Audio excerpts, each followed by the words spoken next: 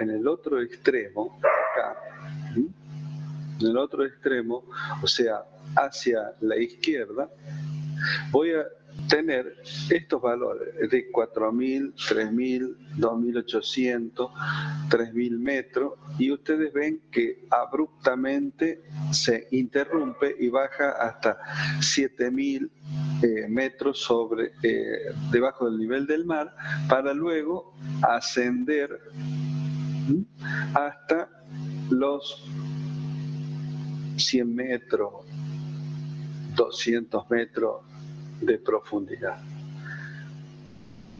Es decir, miren lo abrupto de esta superficie, una fuerte inclinación. Si yo a esta superficie la comparo con esta zona, esta zona es mucho más suave, es más tendido. Entonces nosotros hablamos, cuando estas pendientes son suaves, decimos pendientes hacia el Atlántico, planos inclinados relativamente más suaves.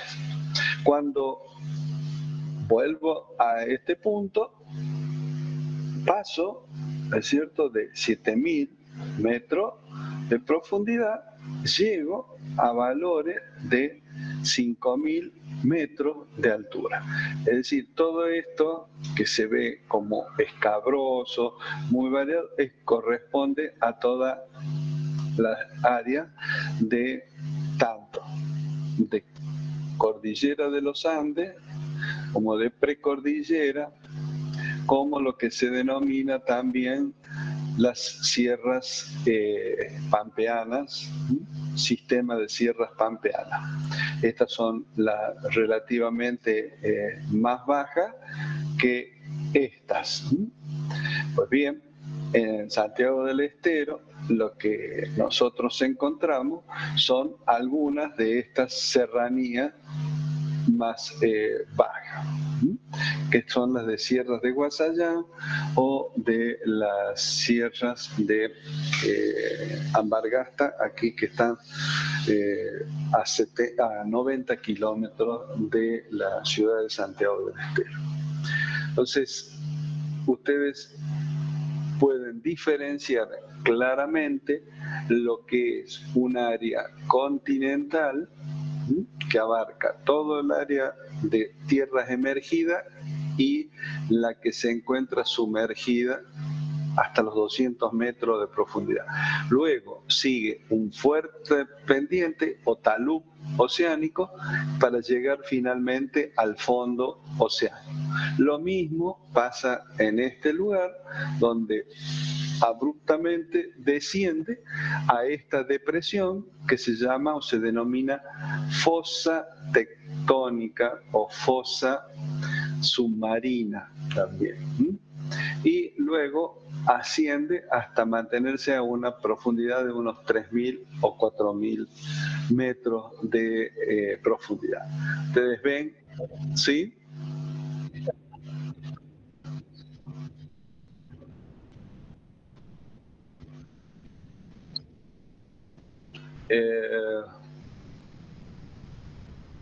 Discúlpame, se cortó lo que me preguntó.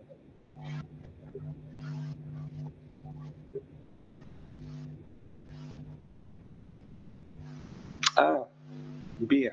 ¿Cómo es tu nombre? ¿Qué preguntas eso? ¿Santiago qué? Martín, ¿estás recursando? No, bien. ¿Has estudiado? Sí, bien. Sí, correcto. Te pregunto porque muchos, con todo este tema de las orientaciones en los colegios secundarios, por ahí algunos no lo alcanzan a ver, o si lo ven muy poco. Sí, vendría a ser la zona de fosa submarina de Atacama, en la cual el fondo de este océano se introduce por debajo del continente americano. ¿Está? Y vendría a ser la cicatriz. Esto está abandonada, la cicatriz de ese proceso. Y que nosotros movemos el proceso de subducción. Nos movemos ahora en este momento por la superficie terrestre. ¿Está? Quería mostrarle en esta zona tenemos a nuestra provincia, ¿es cierto? Lo que están viendo, la flechita está indicando el límite más al oeste, más al este que tenemos nosotros, que corresponde, ¿es cierto? En este punto corresponde el límite que hay entre Santa Fe y Santiago del Estero. Luego nos vamos trasladando hacia el interior terrestre y esto que ustedes ven acá con tonos blanquecinos corresponde a un área de inundación que genera el río Dulce en épocas de crecientes excepcionales.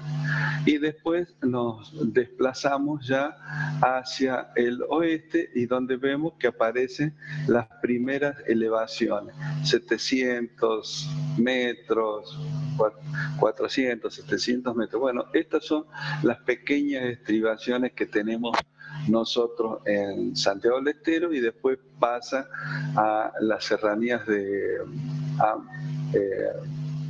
Ancasti, Ambato y Ancasti en Catamarca, y esto ustedes ven que es una gran depresión que nosotros llamamos a estas depresiones cuencas interiores o depresiones interiores. Esto se corresponde a lo que se llama salar de Pipanaco. Ustedes ven, es una gran depresión rodeada de áreas de montaña, que es lo que estamos viendo acá. Y así sucesivamente. ¿Alguna otra pregunta? ¿De acá?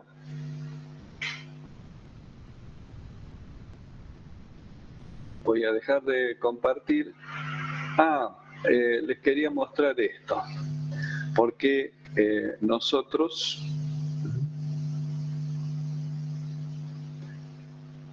reclamamos tantos derechos sobre la isla Malvina. Pues bien, miren, observen esto. Aquí están nuestras islas Malvinas y ustedes ven los colores claros, corresponde a toda la zona de mar epicontinental argentino. Toda esta área está por debajo de los 200 metros de profundidad. Por lo tanto, esto que aparece aquí, que son las Islas Malvinas, son una continuidad o una manifestación externa de la continuidad que hay por debajo del océano, hasta llegar al continente. Aparte que estaban en su momento ocupadas por argentinos y que fueron desalojados. ¿Qué quiero también que consideren? Lo siguiente, para que tengamos conciencia muchas veces de qué estamos hablando con mar epicontinental argentino. El mar epicontinental argentino es aquel que se dirige desde las costas argentinas, todo el litoral atlántico, hacia el interior del océano hasta los 200 metros. Profundidad mínima de 200 metros. Por debajo de eso ya empieza el talud para llegar finalmente a las profundidades más del fondo oceánico propiamente dicho. Si yo veo la superficie que abarca nuestro país, Si le incorporamos todo el mar epicontinental argentino, vemos que se nos incorpora una gran superficie, lo cual en esa gran superficie, en ese mar epicontinental, hay mucha riqueza histícola, pero también hoy en día se está haciendo explotaciones en esta zona para obtener petróleo. Petróleo que después se usa como combustible fósil y que nos genera, ¿cierto? Nos está generando a nosotros muchos problemas cuando no se tienen los cuidados suficientes con el traslado de ese petróleo, hay derrames y son impactos negativos. Entonces, muchas veces discutimos cosas casi sin sentido, por falta de trabajo, por falta de esto. Bueno, lugar para desarrollar actividades hay en el país. Lo que pasa es que cuando nos concentramos, que es lo que ocurre, toda la actividad en una ciudad, como la que están viendo acá en Buenos Aires, claro, uno queda impactado. Siempre las grandes ciudades son las que tienen mayor demanda de recursos, productos, y si no hay trabajo aparece mucho la miseria que es y la pobreza, que es el drama que estamos teniendo nosotros como argentinos. ¿Alguna pregunta de acá?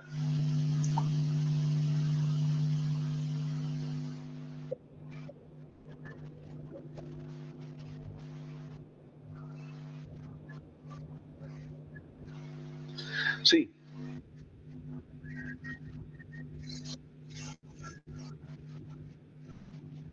Toda la zona que iría desde la costa hasta los 200 metros de nivel del mar. 200 metros de nivel del mar, más o menos donde va la mano mía, está las profundidades que nosotros deseamos. ¿Tá? Entonces, toda esta superficie, obviamente, es responsabilidad defenderla nosotros. De ahí es que muchas veces se entra en conatos de resistencia. Si uno no tiene barcos, buques, hay que defender, hay que recorrer toda esta zona. Es fácil es decirlo reunidos en Buenos Aires y después materializar es otra cosa. Bueno, voy a salir de esto.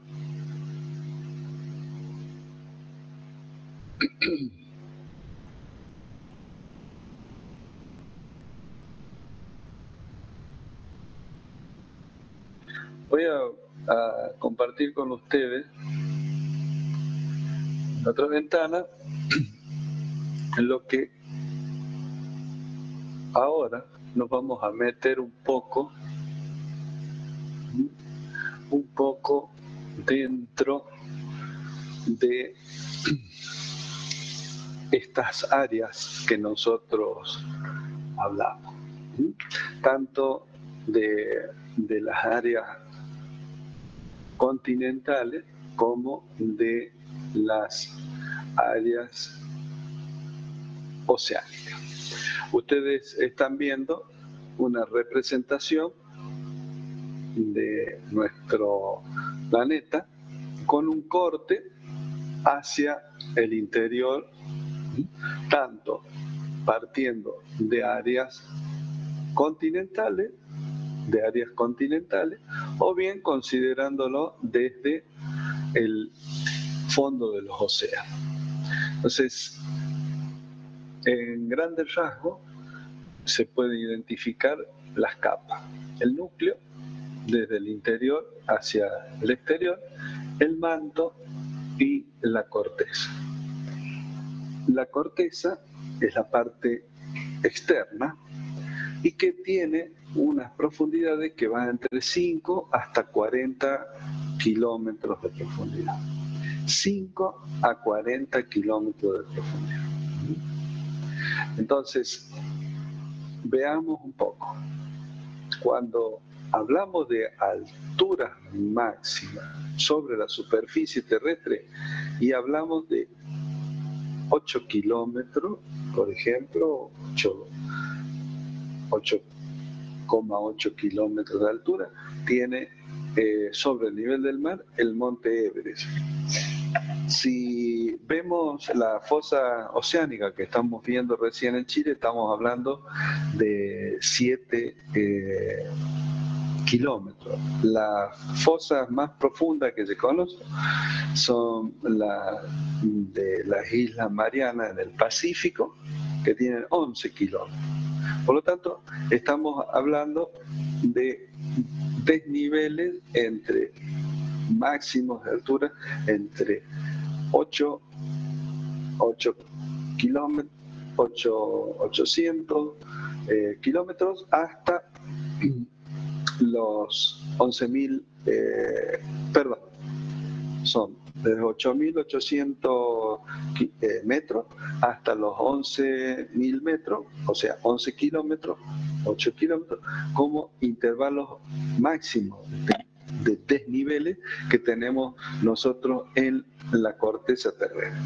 La corteza tiene entonces valores que van entre 5 kilómetros a 40 kilómetros. Esos 5 kilómetros generalmente es el valor de la corteza que está debajo de, o corresponde a toda la corteza que está debajo del nivel del mar.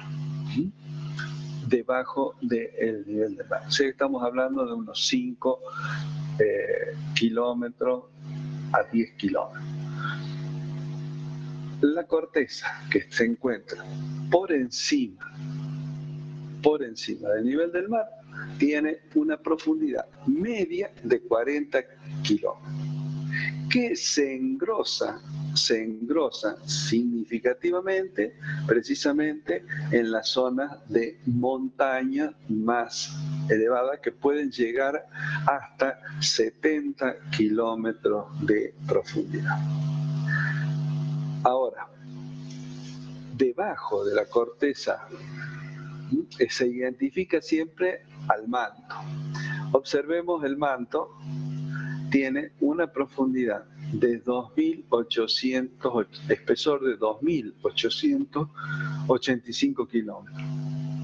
Si nosotros comparamos 2.885 kilómetros del manto, más los 2.270 kilómetros, más los 1.216 kilómetros, estamos alrededor de 6.370 kilómetros de profundidad.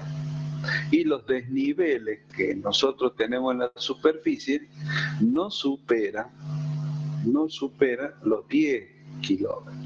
Es decir, que ante la distancia desde el centro de la Tierra hasta la superficie, los desniveles que vemos en la superficie terrestre, que vemos una montaña o una depresión que la hemos medido, no afectan prácticamente, afecta las unidades o decenas de esos 6.370 kilómetros.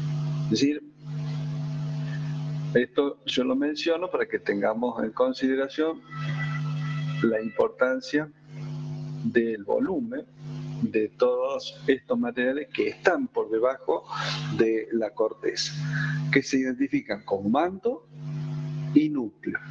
Y el núcleo, lo que se identifica como núcleo externo de un núcleo interno. Es decir, si yo tengo que asemejar o buscar una semejanza, partan ustedes una manzana, la cáscara, el espesor de esa cáscara es equivalente al espesor de la corteza. Y todo lo que está por debajo corresponde al manto y el núcleo externo y el núcleo interno. Por lo tanto, cuando yo veo que una cáscara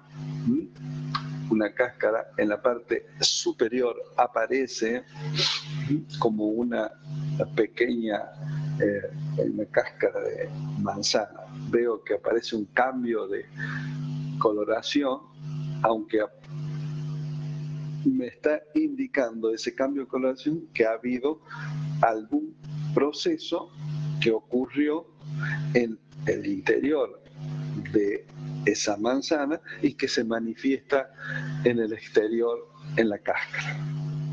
Esto es un poco lo que vamos a tratar de ir viendo, cómo todos los procesos geológicos, fundamentalmente, que tienen su origen en el calor terrestre, se manifiestan en la superficie como eventos, como les decía en la última clase, eventos de tipo volcánico.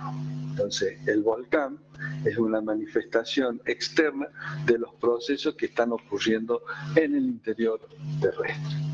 Pues bien, yo parto y asumo de que ya se conoce las profundidades que ustedes están viendo del manto, el núcleo externo, profundidad o espesores, y la profundidad que logra estos espesores hasta el centro terrestre.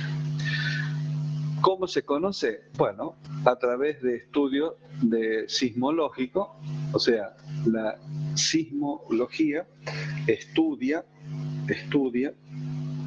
cómo cuando se produce un movimiento sísmico, este movimiento sísmico genera una serie de ondas que se desplazan por el interior terrestre.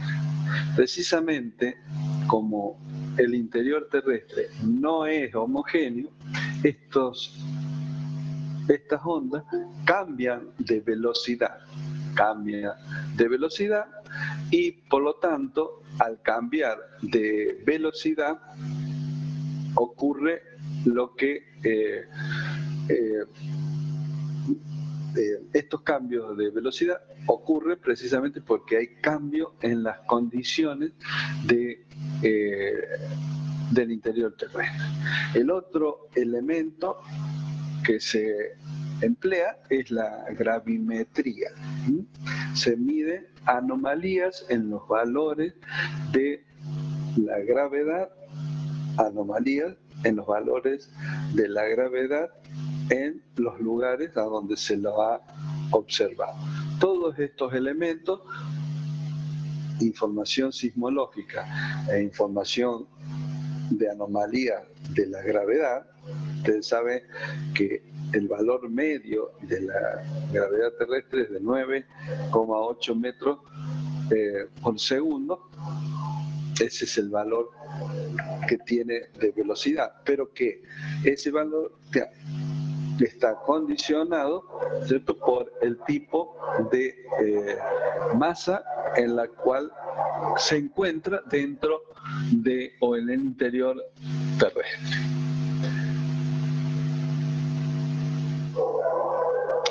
En la estructura externa, nosotros hablamos o identificamos la atmósfera. Esta estructura de la atmósfera se divide en capas: troposfera, estratosfera, mesósfera, ionosfera y exósfera. ¿Cómo aparecen estas diferencias? Por las variaciones bruscas o saltos bruscos en temperatura. Ustedes tienen valores de 0 grados hasta 40 grados y de 0 grados hasta menos 100 grados centígrados. ¿A qué le llamamos atmósfera? La atmósfera es una mezcla de gases que se encuentran, ¿es cierto?, distribuidos en estos casi 500 kilómetros de profundidad y algunos que escapan hasta los 80.000 kilómetros de altura. 500 kilómetros de altura o hasta 80.000 kilómetros de altura. Cuando hablamos de, por ejemplo, ocurrió una tormenta, ocurrió un tornado, un huracán, como está ocurriendo ahora en la zona de Norteamérica, en la costa sureste de Norteamérica, que vemos que todos estos fenómenos se concentran en lo que se denomina troposfera. La troposfera abarca desde la altura de unos 0 hasta 12 kilómetros, 16 extremadamente en algunas zonas. Toda esa zona se encuentra prácticamente todos los gases y involucra el 75% de todos esos gases se encuentra en la troposfera. Ustedes comprenderán que nosotros vivimos generalmente con valores medios de temperatura de 14, 15 grados. La mayor cantidad de población está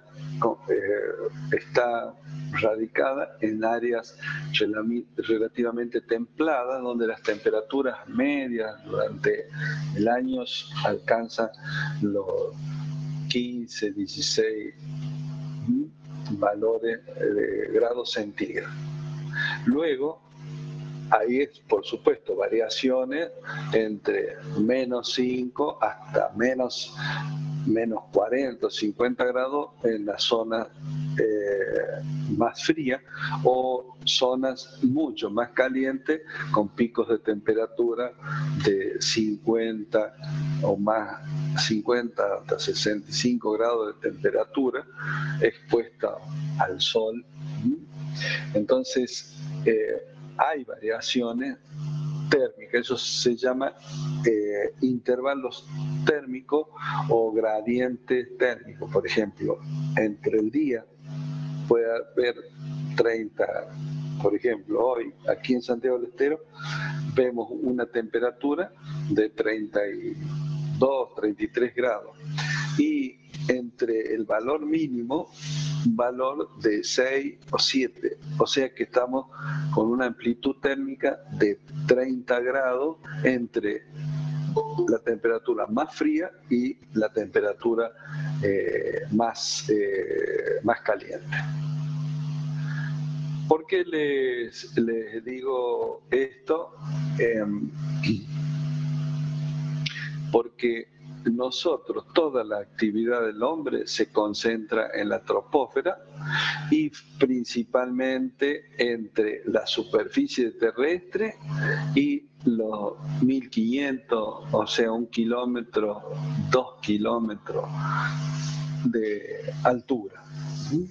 Excepcionalmente, sí hay lugares, ustedes saben, cuando se va a zonas como ciudades como La Paz, Bolivia, están por encima de los 3.500, 4.000 metros de altura, pero no es la constante de toda la población. La mayor población se encuentra entre los 1.500 y la superficie del mar, del nivel cero o nivel del mar. De ahí que esta zona es crítica para todas las actividades que hacemos nosotros. Acá tienen izquierda una gráfica de la composición de la atmósfera. Ustedes ven que el 78% es nitrógeno, un 21% es oxígeno y luego una serie de gases, gases que puede ser entre estos valores dióxido de carbono, neón, helio, metano, etcétera, etcétera, con todos estos porcentajes. ¿Alguna pregunta de acá?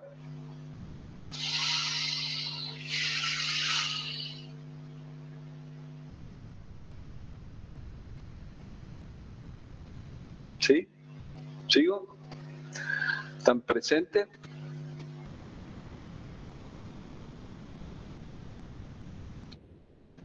Bueno, ¿alguna otra pregunta acá? Digo, que le interese.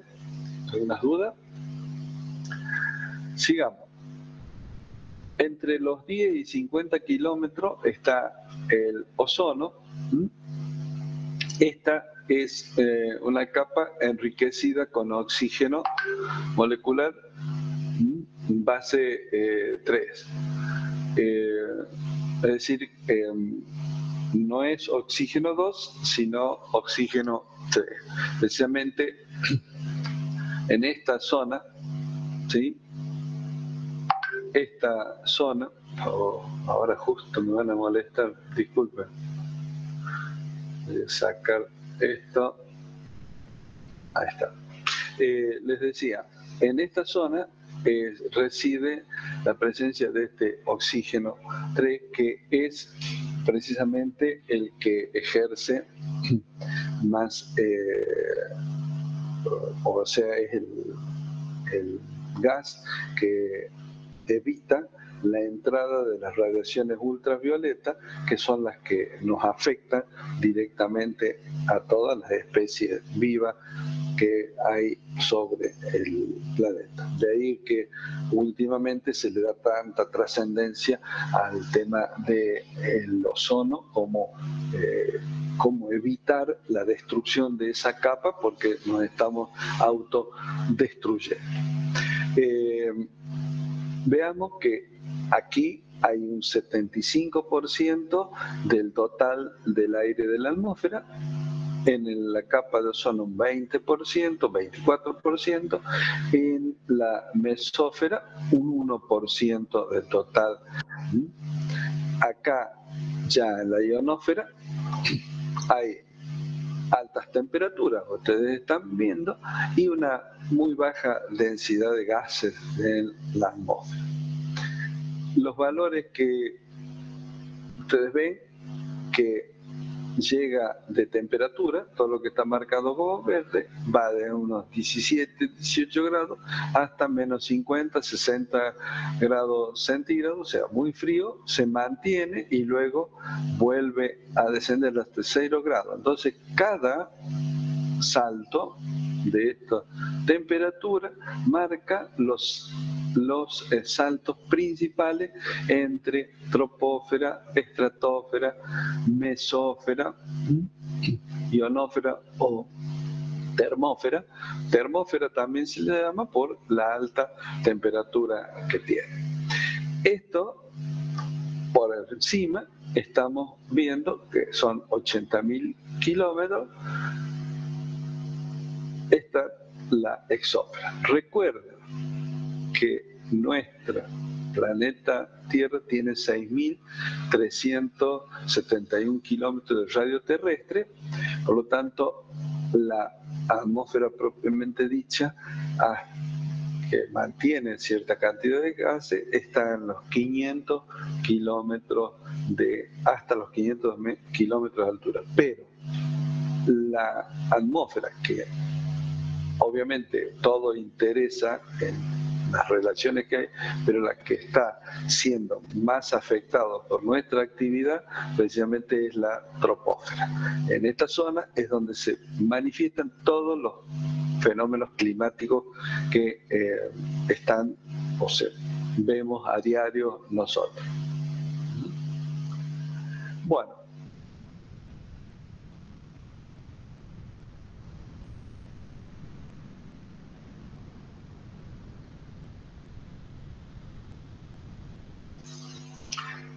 Vamos a ir bajando desde la atmósfera, nos vamos a dirigir desde la superficie al interior terrestre y ustedes han diferenciado, con ustedes hemos diferenciado lo que es la corteza.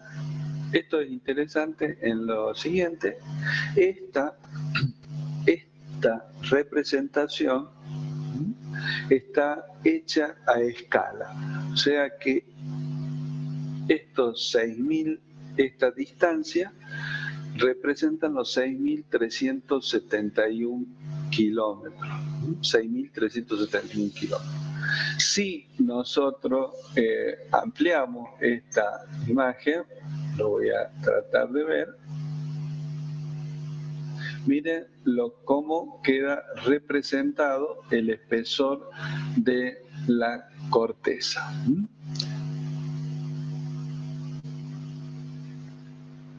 Como una ligera capa más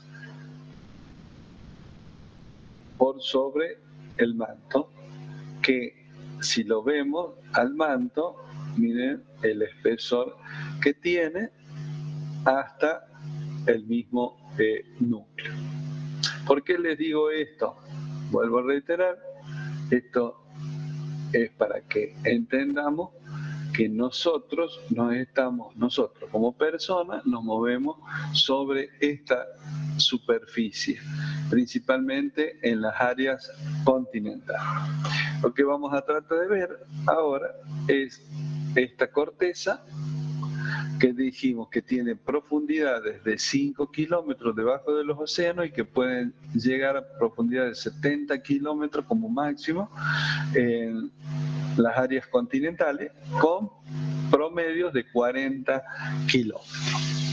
Entonces, acá está diferenciado lo que se llama como capas composicionales, corteza, manto y núcleo. Cuando hablamos de capas composicionales, nos referimos al tipo de mineral o sustancias minerales que la componen. Cuando hablamos de capas mecánicas, vamos a ver cuáles son las características que presentan estos materiales cuando están sometidas a la acción de esfuerzos. Hay esfuerzo.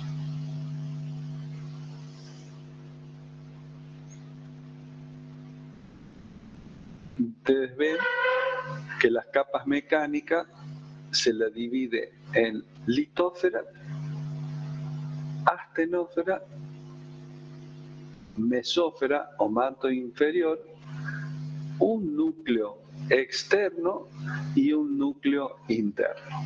Es decir, hablamos de núcleo y hablamos aproximadamente desde los 2.900 kilómetros de profundidad hasta los 6.371 kilómetros. Esa profundidad la dividimos en núcleo externo y núcleo interno. El núcleo externo tiene un comportamiento mecánico diferente al núcleo interno. Este núcleo externo se comporta como una sustancia fluida.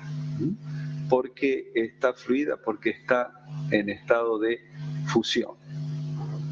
Estado de fusión. El núcleo interno es una parte relativamente rígida, en la cual, o sólida, rodea este núcleo externo, rodea a todo el núcleo interno. En lo que es la mesósfera, ustedes observan que corresponde a partes del manto.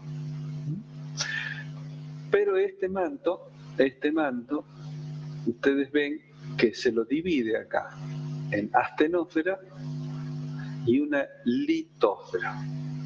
El concepto de litósfera, litos es piedra, esfera de piedra. ¿Qué quiere decir esfera de piedra? Que estos materiales que están por encima de la astenósfera se comportan como materiales frágiles. Es decir, ante esfuerzos se rompen. Esfuerzos que operan sobre estos materiales se rompen, se fracturan. Esto, imagínenselo ustedes si tienen una rama y la flexionan hasta que se rompe. Precisamente cuando esa rama que tienen en la mano ustedes se rompe, ¿qué es lo que ha hecho? Ustedes han ejercido esfuerzos suficientes como para romper la resistencia de esa madera. Y cuando se rompe, emite un sonido. Precisamente ese sonido se emite a través del aire que está entre la rama y los oídos nuestros. Esto es lo que ocurre con las rocas. En la litósfera, los esfuerzos que operan esta hacen que la roca se rompa.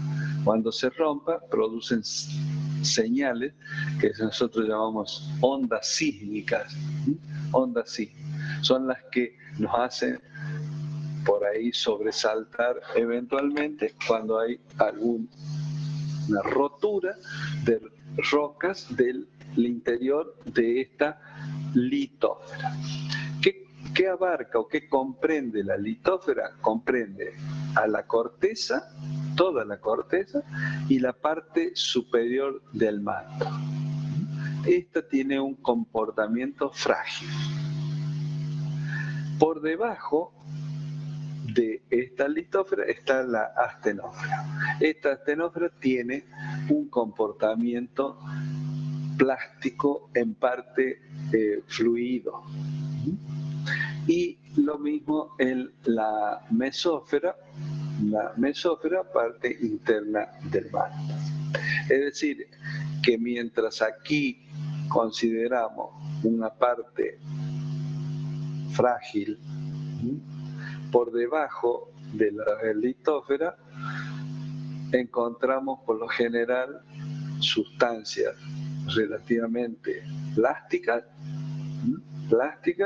y que en el interior de este núcleo interior del manto es fluido para luego estar en un estado sólido plástico nuevamente.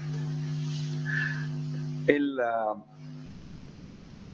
gráfica de la derecha vemos un detalle de esta parte, porque esto es muy interesante en lo siguiente.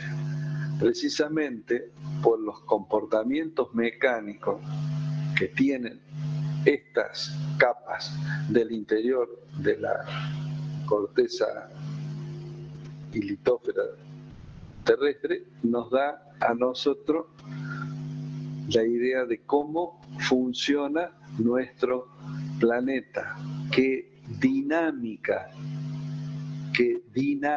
tiene. Es decir, estamos viendo, entonces estamos hablando de, cuando hablamos de dinámica, estamos viendo que esta Tierra que nosotros tenemos como planeta no está quieta.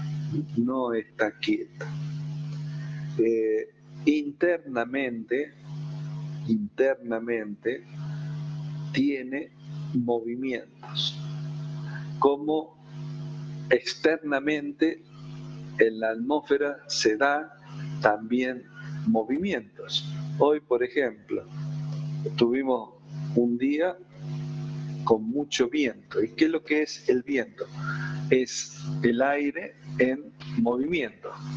El aire en movimiento. Ese aire en movimiento es el que genera que cuando adquiera velocidad, empujes para movilizar las partículas más finas que hay en la superficie del terreno.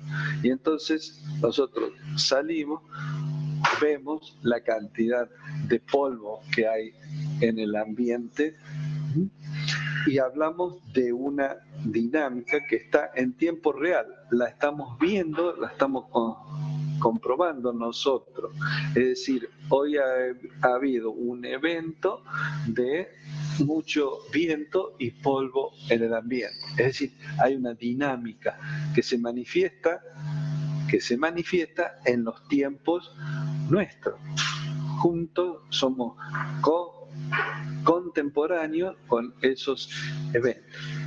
Estos tiempos son relativamente medibles y en corto periodo de tiempo se dan, ocurren estos eventos.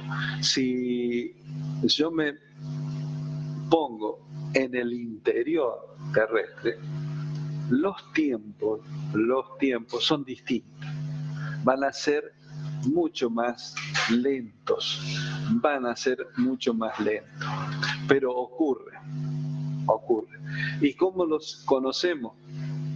Precisamente cuando hay una manifestación, como le decía recién, un movimiento sísmico. ¿Por qué se produce un movimiento sísmico? Porque la roca se ha roto de la litósfera. Pero ¿de dónde surgen los esfuerzos o fuerzas necesarias para que esa roca se produzca? Entonces tiene que ver esto con los comportamientos mecánicos de la estructura interna de la Tierra. Entonces, acá nosotros tenemos la litósfera. Observen que las profundidades varían desde 75 kilómetros, de los espesores de 75 kilómetros a 125 kilómetros. O sea, desde 0 hasta 75 o 125 kilómetros. 75, valor promedio, 125 en las áreas continentales donde hay ambientes de montañas o más cordilleras montañosas más elevadas.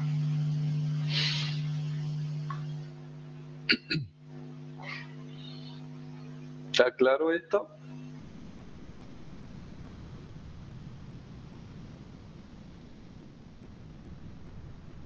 Bueno.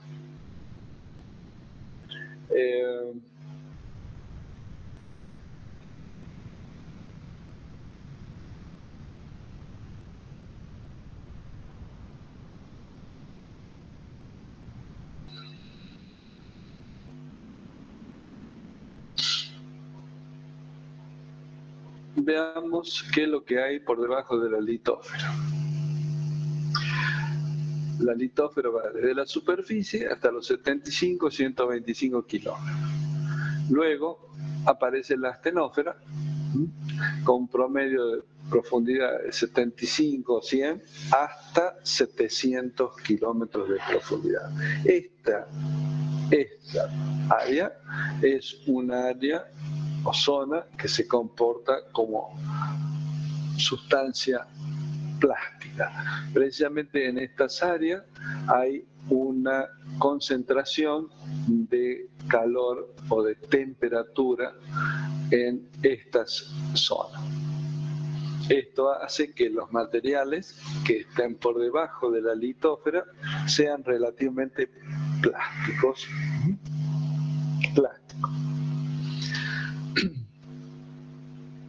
Por debajo de la astenósfera aparece la mesósfera.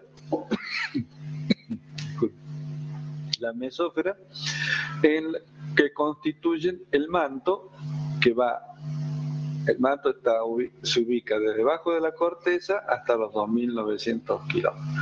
El núcleo externo en la cual los materiales están fundidos. Están fundidos, o sea, a altas temperaturas de fusión. Y el núcleo interno que, debido a las presiones que debe soportar, aunque podrían estar fundidos, precisamente las presiones impiden que este núcleo interno se funda y se comporta entonces como un sólido.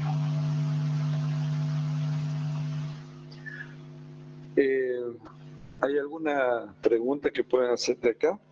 Por favor.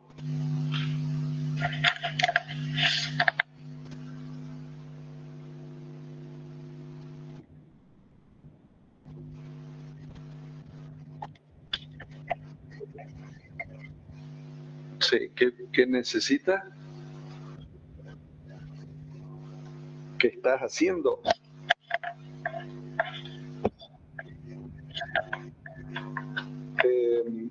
Esto está, ¿no? Todo esto está en el CUB. Yo estoy explicándole material que está en el CUB. ¿Está? O sea que no necesita graficar. De todos modos, sí si necesita para entender o tratar de darle sentido. Sí. Yo tengo una pregunta, pero es acerca del CUB, porque hay dos plataformas que sería, una es Geología para Ingenieros 2021 y la otra 2020. Sí. La del 2020 nos deja acceder, pero en la del 2021 no. Y no sé si lo va a habilitar usted para que nosotros... Usted sabe que no sé por qué no estoy pudiendo habilitar. Yo voy a mañana, porque esta mañana estuve intentando y no sé por qué motivo. Yo voy a tratar, como mañana están a la mañana están trabajando, yo voy a ver qué pasa. Yo pensé que si yo estoy haciendo algo mal, entonces quiero saber cuál es el motivo, que no lo espero. Pero ustedes pueden entrar al CUB. O sea, nos manejamos con la del 2020 entonces. Están manejando con 2020. Bueno, a ver, no entiendo por qué no les permite entrar. Ya voy a hablar con los que operan el CUB, porque tendrían que inscribirse ustedes en el 2021 porque ahí van a hacer todos los prácticos, que también están en el 2020, ¿no? Pero el profesor probablemente le cambie algunos ejemplos, no sé. ¿Está? ¿Estamos? Bien, profe, gracias. Pero estas gráficas están disponibles en los dos, para que ustedes lo vayan viendo, ¿no? ¿Sí? Está disponible en la página del CUB. Bueno, veamos algunos criterios. Entonces, las capas composicionales. ¿Cuáles son las capas composicionales? Corteza continental. Ustedes ven un gráfico acá, corteza continental. Es la parte que está por encima del nivel del mar y también corresponde a la parte que está sumergida hasta los 200 metros del nivel del mar. Veamos la corteza. Ustedes ven que se la divide en una corteza oceánica y una corteza continental. La continental tiene un espesor promedio 35-40 kilómetros, pero que puede ascender hasta 65 kilómetros, 70 kilómetros en o zona de los continente en las áreas de montaña. ¿Qué composición tiene? Bueno, todas las rocas que nosotros vamos a manejar tienen un componente que son los silicatos. Es una asociación de silicio-oxígeno 4. Ese radical se va a repetir en prácticamente todos los minerales que conforman a las rocas. Son los minerales silicatos. Entonces, acá lo que está indicando, se le habla de una corteza continental que es menos densa, dice, porque sus componentes minerales tienen pesos específicos menores con respecto a los que están más abajo. Hablamos de una corteza continental granítica,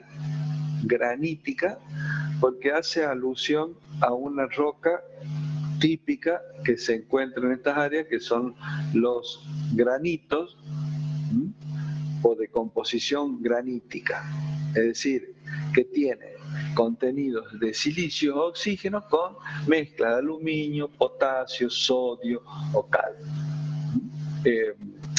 Aluminio, potasio o sodio. Generalmente las rocas que parecen en la corteza continental son materiales claros, más claros. Por eso ustedes van a ver que en las gráficas hay ligeras alteraciones de colores más claros o más oscuros dentro de una tonalidad similar. Colores marrones claros, marrones oscuros. La parte que está por debajo de esta corteza continental es lo que está representado acá, lo que está representado acá con un color verde azulado por debajo del mar, es la corteza oceánica. Esta es la que posee 5 kilómetros y está formada por también silicato, pero ¿qué es lo que contiene? Hierro, magnesio y calcio. Por lo tanto, es una roca, los componentes son más pesados.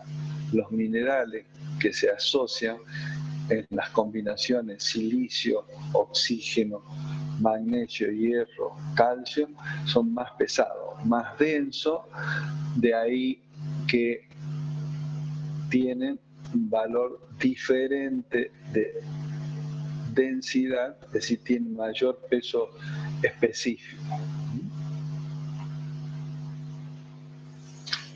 Entonces hablamos de corteza basáltica, que serían las oceánicas, y corteza continental o granítica, la que está por sobre la superficie terrestre.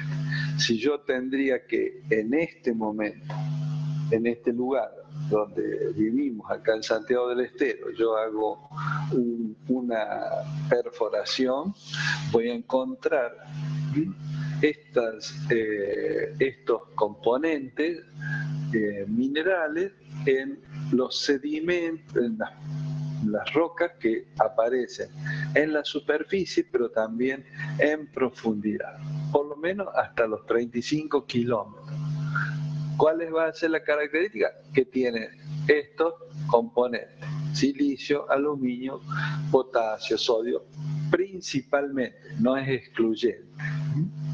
Vamos a ver posteriormente que muchos de estos componentes que se encuentran hoy en el fondo oceánico también aparecen en minerales o rocas del continente. Bueno, ¿cómo sabemos o cómo se conocen estos componentes? Entonces es trayendo la actividad volcánica cuando surge el material volcánico surge de las profundidades.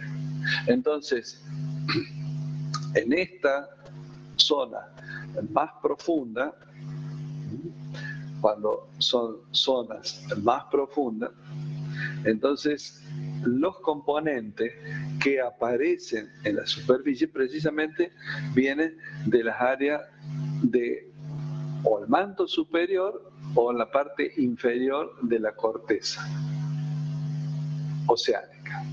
Estos componentes son silicatos ferromagnesianos. Silicatos ferromagnesianos. O sea que si nosotros nos atenemos, acá tenemos silicatos, aluminosilicatos de potasio y sodio en las rocas de la corteza. En rocas basálticas vamos a tener silicatos de hierro, magnesio, calcio.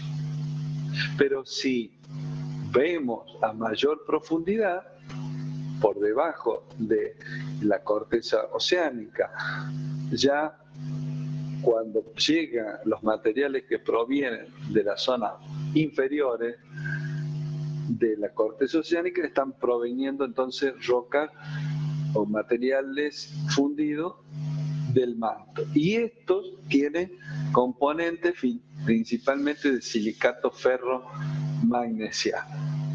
¿Cuáles son algunos de estos minerales? Bueno, olivino, piroxeno. Esto da lugar a esas rocas que le llamamos, que tienen los nombres acá, peridotitas y dunitas. Son nombres de rocas asociadas.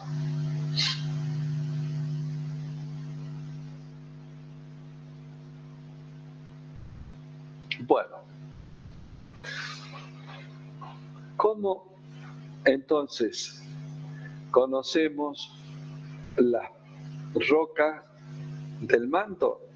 Precisamente por la actividad volcánica, y en particular el manto medio superior. ¿Cómo conocemos las rocas de la corteza? Porque las podemos obtener en la superficie terrestre. ¿Y cómo obtenemos de cortezas oceánicas? Pues bien, cuando, por ejemplo, se forma una isla volcánica debajo de los océanos que llega sus materiales a la superficie. Entonces tienen siempre esta composición. Ahora, cuando la actividad volcánica involucra a materiales más profundos, entonces tenemos estos componentes, hierro, magnesio, fundamentalmente, con rocas que llamamos tipos peridotitas o dunitas. Sus componentes principales son olivinos y piroxenos, que ya vamos a verlo más adelante, como minerales principales. ¿Cuándo o cómo conocemos el valor del núcleo? Pues bien, esto entonces tenemos que referirnos a datos geofísicos.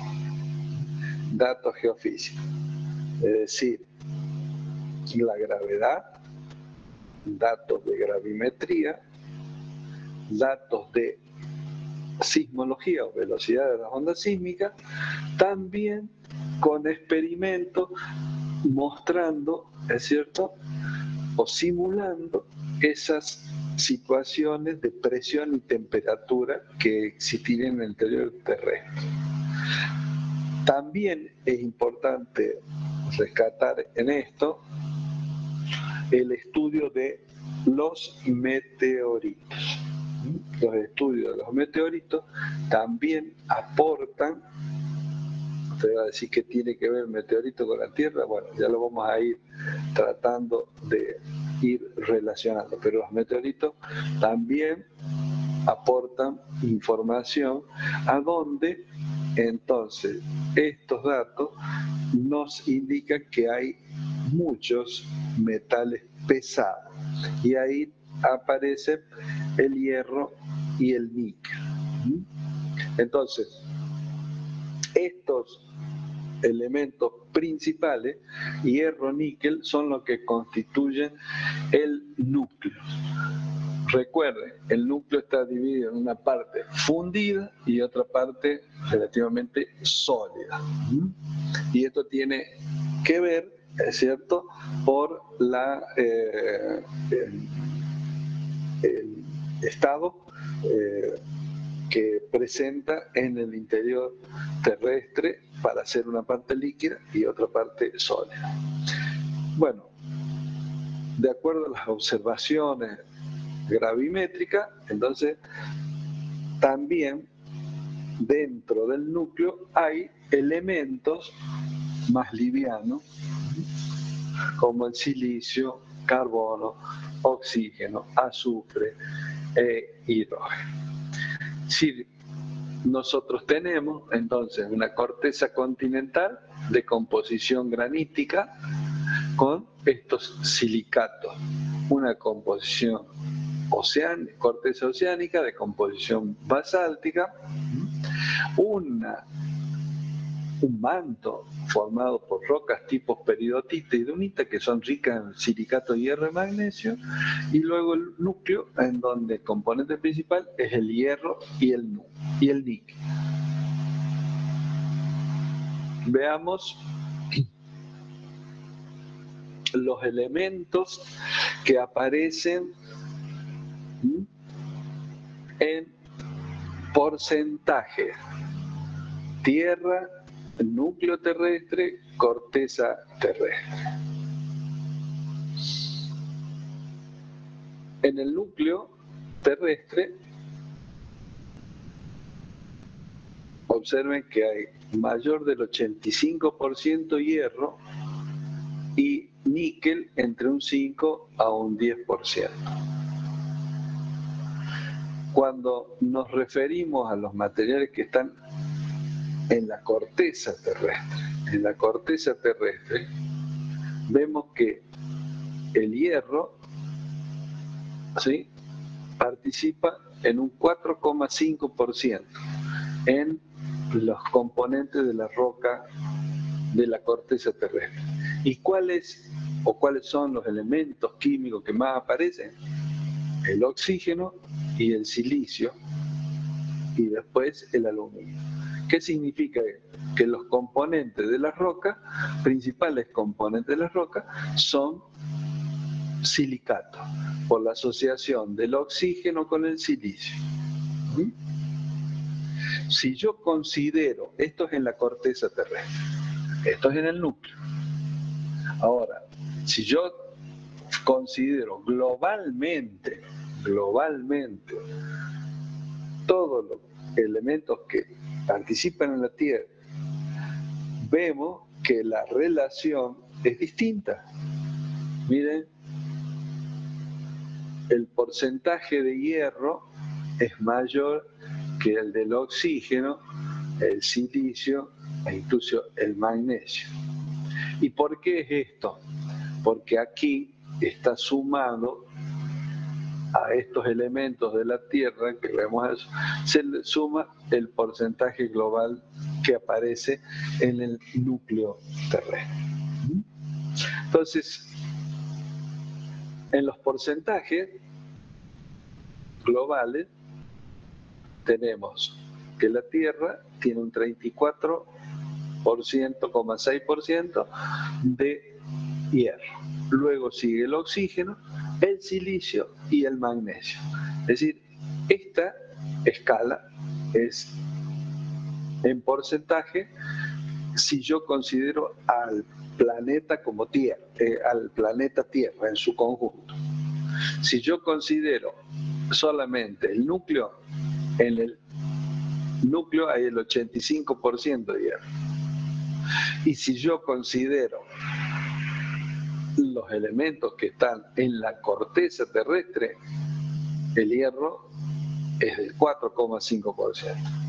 Entonces, evidentemente que hay toda esa diferencia Pues las diferencias de componente están indicando condiciones distintas de formación de los distintos tipos de roca. A nosotros que nos más interesa es cuáles son los componentes en la corteza terrestre, porque de estos componentes de la corteza terrestre van a salir los principales grupos de minerales que forman las rocas. ¿Cuáles son? Silicatos o aluminosilicatos conteniendo hierro, calcio, sodio, potasio o magnesio. Bueno, está representando en colores rojos, imprescindibles para la vida: oxígeno, magnesio, azufre, hidrógeno, carbono. En verde son los que suman a los formadores de roca.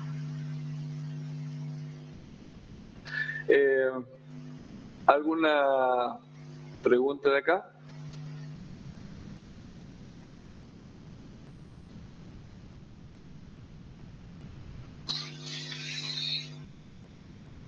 ¿Todo bien? ¿Estoy solo?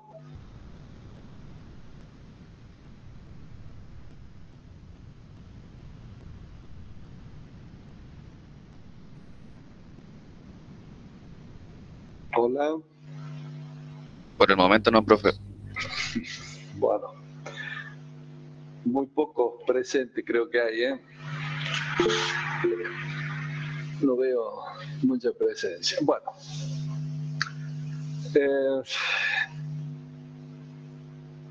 ¿qué es lo que estamos o está mostrándose acá? Es un gráfico que va indicando desde la superficie hacia el interior terrestre. Desde la superficie hacia el interior terrestre, hacia el centro terrestre, de 6.671 kilómetros de profundidad. ¿Qué es lo que está representado acá? Velocidades, kilómetros por segundo. ¿De dónde surgen estas velocidades, kilómetros por segundo? Ustedes saben que la velocidad es el espacio recorrido en una unidad de tiempo. En este caso, ¿qué es lo que se mide? Las velocidades de las ondas sísmicas. Las velocidades de las ondas sísmicas. Estas ondas sísmicas, la particularidad que tienen es de generar vibraciones en las moléculas que conforman las sustancias minerales. Entonces, hay ondas sísmicas que se desplazan de modo como sinusoide, como olas, y que vibran las partículas en la dirección en que se va trasladando esa señal sísmica. Es decir, la forma que encuentra la señal sísmica para trasladarse es hacer vibrar la estructura interna de ese mineral.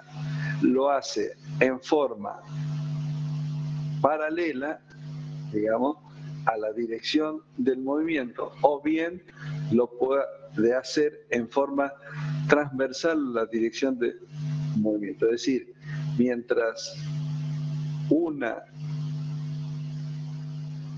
onda se traslada en una dirección, las partículas vibran transversalmente.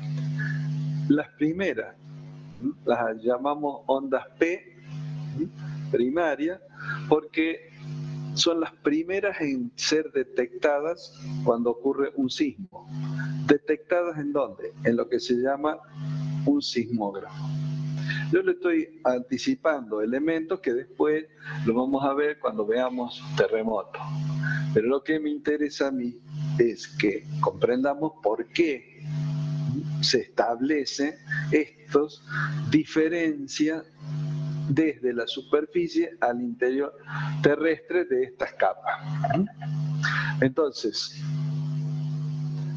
dijimos anteriormente que de acuerdo a la composición que tienen, se los identifican como corteza, manto o núcleo. Esa es una diferenciación composicional, de acuerdo a la composición química. Ahora, ¿por qué decimos esta es la zona núcleo, esta es la zona manto? Porque se mide la variación de las velocidades sísmicas en el interior terrestre. Entonces, hay unas ondas, las ondas P. Voy a tratar de aumentar porque la gráfica no está buena. Y vamos a aumentar, a ver las ondas P. Cuando se produce un sismo, se generan estas ondas P, y aquí ustedes ven que sale con una velocidad, hay una disminución brusca y después un aumento y con distintos intervalos, o sea, viene con un gradiente, luego se estabiliza, viene otro gradiente, se estabiliza, ahí se estabiliza, luego vuelve nuevamente y aumentar las velocidades y después bruscamente desciende, y dentro de lo que es esta zona, núcleo externo, vuelve a incrementarse para finalmente adquirir un valor relativamente constante. Entonces, estos bruscos cambios de temperatura, nosotros llamamos discontinuidades sísmicas. Es decir, las discontinuidades sísmicas indican un cambio, no solo un cambio de velocidad, sino también de cuál es o cómo puede estar esa sustancia en el interior terrestre. Ustedes ven que las ondas que están representadas como P atraviesan todo el interior terrestre con estos bruscos saltos. Mientras que lo que se llaman ondas S, esas ondas que se trasladan, pero las partículas vibran transversalmente a la dirección de traslado de la señal sísmica, llegan hasta este punto, 2.900 kilómetros de profundidad, y se interrumpe. Es decir, no atraviesa. ¿Por qué no atraviesa? Estas ondas S no se transmiten por líquidos. No se transmiten por líquidos. De ahí es que se asume que a los 2.900 kilómetros de profundidad hay un cambio, una discontinuidad que se llama discontinuidad de Gutenberg o Richter, en la cual esta se interrumpe el paso y esta desciende bruscamente de velocidad. Entonces, estos bruscos cambios marcan discontinuidades interiores del interior terrestre. Esas discontinuidades marcan lo que es el manto, lo que es el núcleo, y diferencia lo que es el manto del núcleo y el núcleo del interior, las discontinuidades diferencian la corteza del manto y el manto respecto al núcleo. estos cambios bruscos de discontinuidad se producen precisamente porque hay o un cambio de composición o un cambio en el estado de esa materia mineral en el interior terrestre. Cuando hablamos de estos bruscos descensos,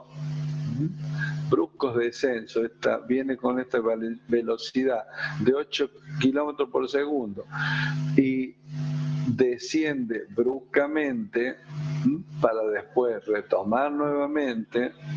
Entonces, ese cambio de velocidad está indicando que pasa de un estado sólido a un estado más bien plástico.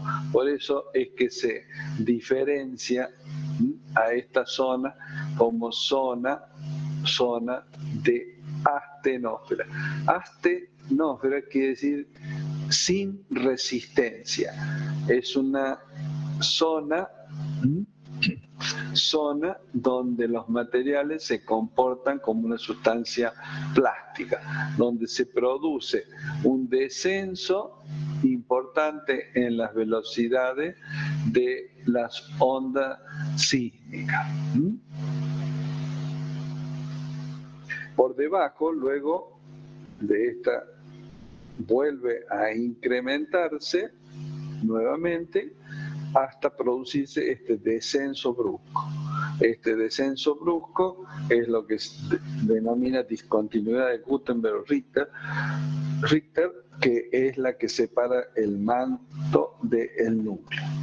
Y por último tenemos esta última discontinuidad en la cual separa el núcleo externo líquido de un núcleo interno sólido. Líquido, ¿por qué? Porque se interrumpe el paso de las ondas S. Así que tenemos una litósfera y una corteza. Recuerden, la litósfera abarca a la corteza y la parte superior del manto, en la cual es rígida. Rígida significa que todos los esfuerzos que repercuten en esa zona provocan la rotura de la roca. Mientras que en los otros materiales hay un comportamiento plástico. Los esfuerzos que operan en ella hacen que los materiales, en este punto, se muevan o se desplacen por el interior de esta astenósfera. ¿Y a qué se debe esa plasticidad? Vamos a verlo después, que también está relacionado con un aumento de temperatura en esos lugares. Bueno, ¿preguntas de acá?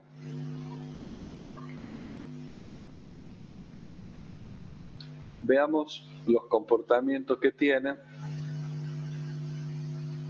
las rocas, las capas mecánicas. Si nosotros vemos un comportamiento rígido, se maneja entre los 80 y 90 kilómetros de profundidad, desde la superficie hasta los 80 o 90 kilómetros de profundidad. E incluye la corteza, ya sea oceánica o continental, y la parte más o superior del manto. El límite que marca la diferencia de corteza-manto se llama discontinuidad de Morovicic. Discontinuidad de Morovicic o discontinuidad de Moho. Morovicic era un geofísico que estudiaba las ondas sísmicas y entonces logró diferenciar estas velocidades entre las ondas P y las ondas S entre las capas de la corteza y del manto. Le llamó discontinuidad y se le llamó discontinuidad de Morovicic en alusión a este investigador búlgaro. La astenósfera, que es una zona plástica, en parte puede haber cierta rigidez en algunos aspectos, pero en general es una zona plástica que alcanza hasta los 200 kilómetros de profundidad. Esta es una zona también donde tanto las ondas P como las ondas S disminuyen de velocidad significativamente. Esta profundidad, este cambio de profundidad, se da por debajo de la litósfera. Ya por encima de esta, a mayor profundidad, vuelve a aumentar significativamente hasta hacerse con una velocidad constante y entra en la zona del manto inferior o mesósfera, en la cual pasa desde tanto las ondas P o las ondas S, hay un aumento significativo de esas velocidades. Estos aumentos corresponden por debajo de los 660 kilómetros. O sea que si nosotros hablamos de litósfera, astenósfera, mesósfera, vemos que estos límites que aparecen son siempre entre 100 kilómetros, 200 kilómetros y hasta 600 kilómetros. Esa profundidad, 660, 700 kilómetros, divide la astenósfera de la mesósfera. Astenósfera de mesósfera. Astenósfera es relativamente plástica, mientras que la mesósfera se comporta con mayor densidad y en carácter sólido. En el núcleo externo, las ondas P disminuyen bruscamente de velocidad, se refractan del manto mesósfera al núcleo externo. Las ondas S no pueden pasar, entonces se asume que ese núcleo externo es líquido. Y por último, el sólido, entra solamente las ondas P, porque las ondas S no pueden atravesar el núcleo líquido. Ese núcleo líquido es una esfera que envuelve concéntricamente a una esfera relativamente sólida del núcleo interno.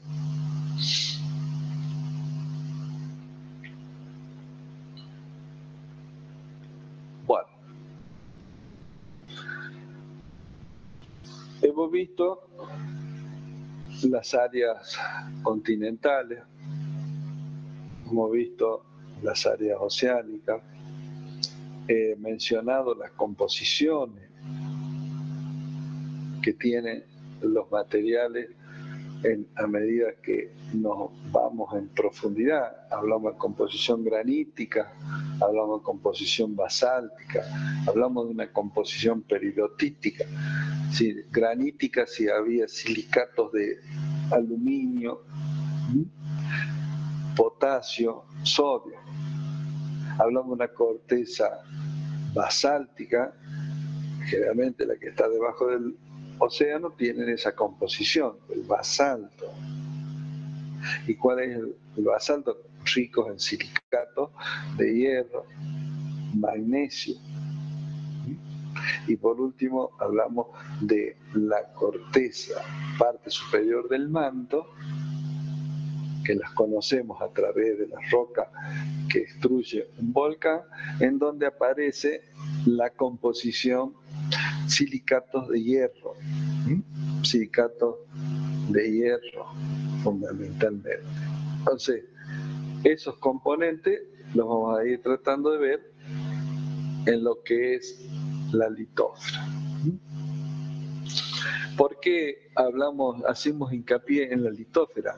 Y bueno, porque son las rocas que vamos a encontrar o van a estudiar ustedes o pueden encontrarse ustedes en la naturaleza. Aquí está claro, litósfera constituye la corteza más el manto superior. Bueno, ustedes pueden ver aquí,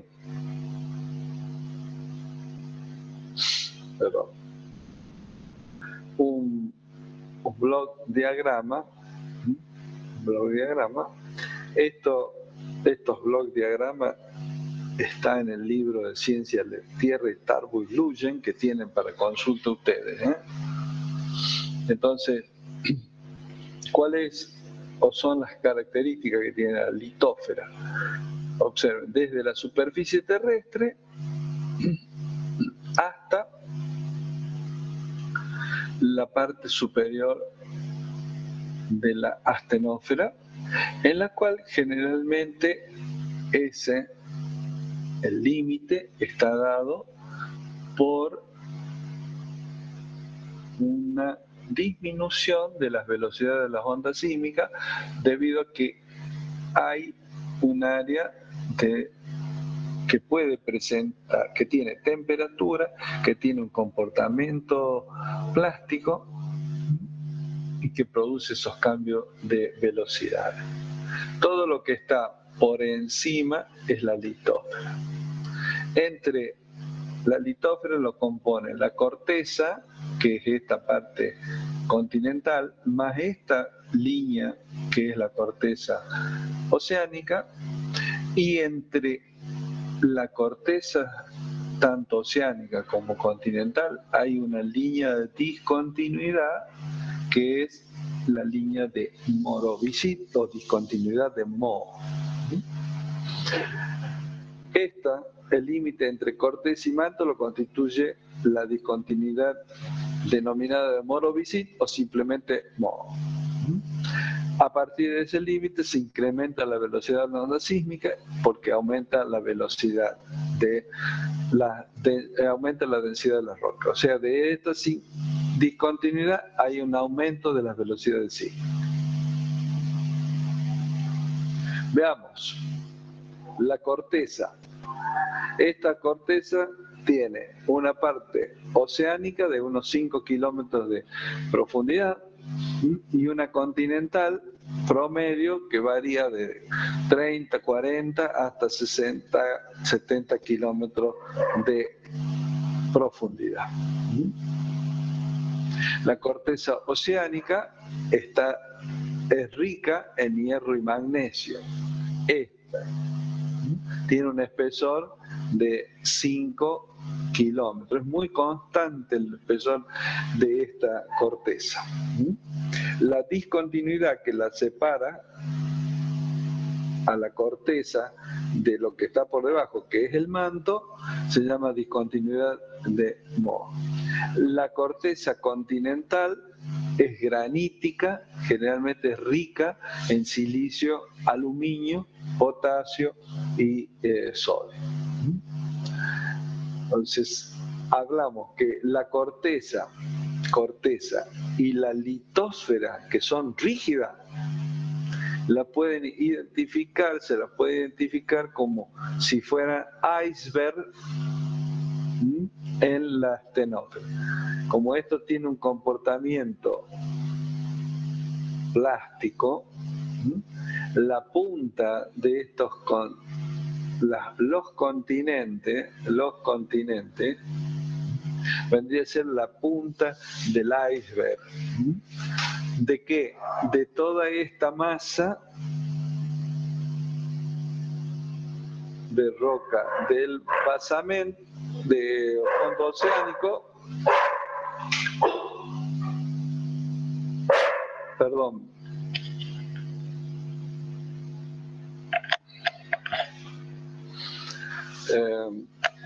les decía, disculpen con las interrupciones caseras, pero este es el problema de tener esto, las aulas en la casa. Les decía, entonces estos conjuntos, corteza oceánica y litósfera, conforman como si fuera un conjunto hundido o flotando en la astenósfera, y donde la punta de ese iceberg sería las áreas continentales, es decir, donde nosotros nos desplazamos sobre la superficie terrestre.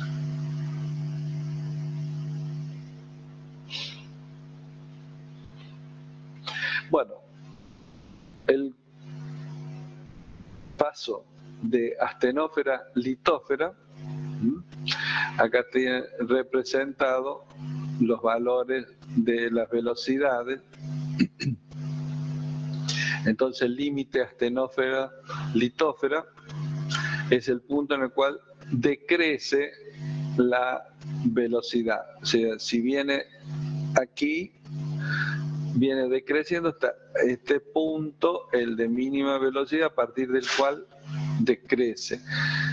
Comienza a ir creciendo y que se lo denomina esta zona de baja velocidad. Esta zona de baja velocidad está indicando como, o está caracterizado por una zona de plasticidad. ¿Qué significa esto?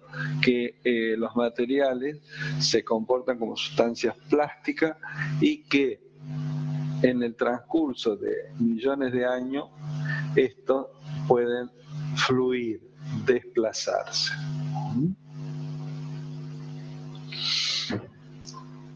Este contraste entre litósfera rígida y astenósfera permite entonces que los esfuerzos de la astenósfera se transmitan literalmente a los materiales que están por encima. Les vuelvo a reiterar, esta zona de baja velocidad es una zona de plasticidad. Como hay movimientos acá, ¿qué es lo que hace? Provoca alteraciones de la litósfera que está por encima.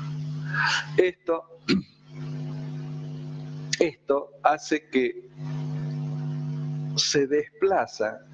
Si yo tengo, a ver cómo podríamos explicar, si yo tengo que por debajo de una platea rígida tengo materiales que por debajo están fluyendo en su tiempo, esto hace que lo que está por encima también sufra el arrastre de estos componentes de esta platea rígida en la dirección que se traslada la parte inferior. Este es un concepto que introduce a lo que se llama tectónica de placa, que después ya lo vamos a ver un poquito mejor en otras clases. Pero en la zona de baja velocidad o astenósfera es la zona de baja velocidad, es una zona plástica que fluye en el tiempo. Se comporta como una sustancia que puede ir fluyendo en el tiempo. Y esa acción de fluir arrastra a los materiales de la litósfera.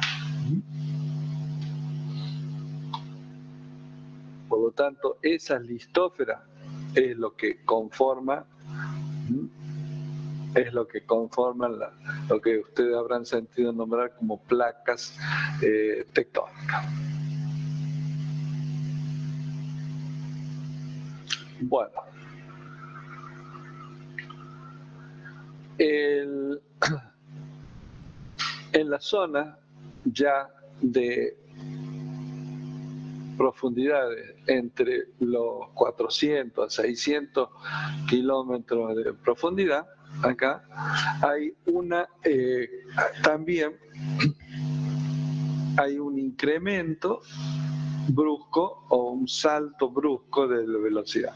Es decir, vienen con esta velocidad dentro de la astenósfera y llegado a este punto se produce un incremento en estas velocidades, es decir, cambia la pendiente y luego vuelve a disminuir. Esta zona es lo que se considera este cambio de velocidad entre lo que es el manto superior de el manto inferior o mesósfera.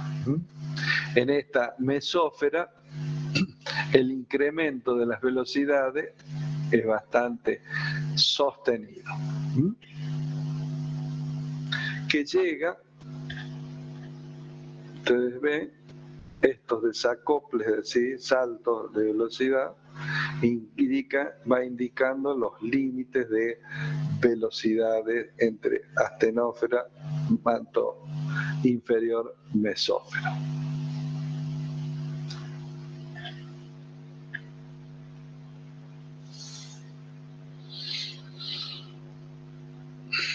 Bueno, ¿alguna cuestión de aquí? Por favor. Si no, ya terminamos acá la clase y nos veríamos el miércoles. ¿Puede ser? Sí, Inge.